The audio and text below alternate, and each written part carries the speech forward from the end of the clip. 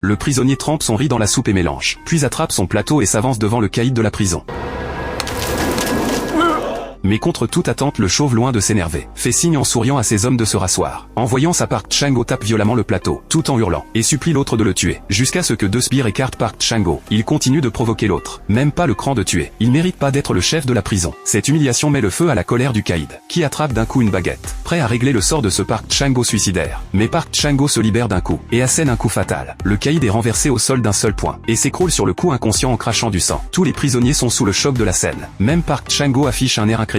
Il s'est jamais battu de toute sa vie, et il se doutait pas que son poing était aussi puissant. Les gardiens rappliquent vite et l'emmènent, mais Park Chan-go veut continuer à chercher la mort, et fixe vite fait une deuxième cible. L'autre porte un badge rouge réservé. C'est un condamné à mort de la prison, un tueur détraqué à la sinistre réputation, qui s'en prend spécialement aux femmes mariées. Non seulement il a 9 morts sur les mains, mais même les gardiens veulent pas le chercher. Dans l'atelier, tous les prisonniers ont peur de lui. Seul Park Chan-go s'avance devant lui, et provoque le tueur complètement fou. Cette offense soudaine laisse le condamné à mort perplexe. Il pige absolument pas ses intentions.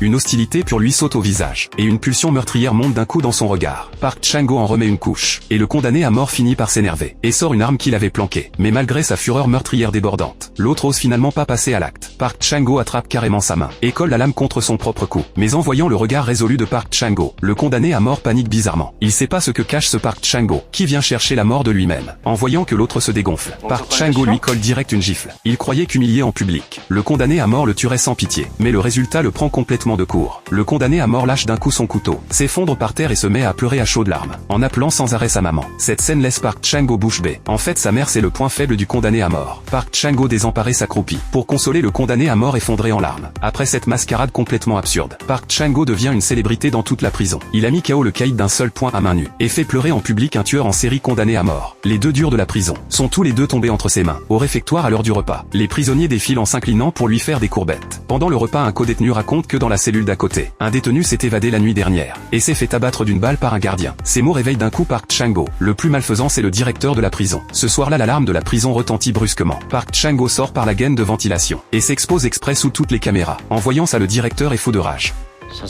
Park Chan-go fonce au milieu du terrain désert. Il brandit un bâton et provoque sans arrêt, en criant aux gardiens de l'abattre. Les gardiens ont déjà levé leurs armes et le visent. Mais quand le directeur voit bien son visage,